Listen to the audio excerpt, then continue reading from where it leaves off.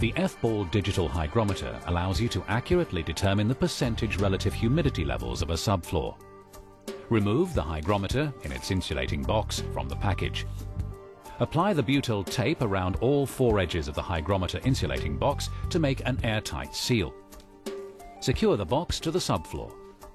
2 layers of tape may be required on uneven floors. The instrument must remain switched off until the unit becomes conditioned for use. Apply the warning label to avoid the unit being moved.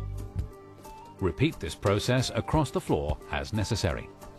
Allow enough time to elapse for the trapped air to reach moisture equilibrium with the screed or base. This can take at least 4 hours on a 50 mm thick screed where the damp-proof membrane is placed between the base and the screed, and considerably longer for thicker floor constructions. Remove the warning label and switch on the hygrometer to obtain a reading.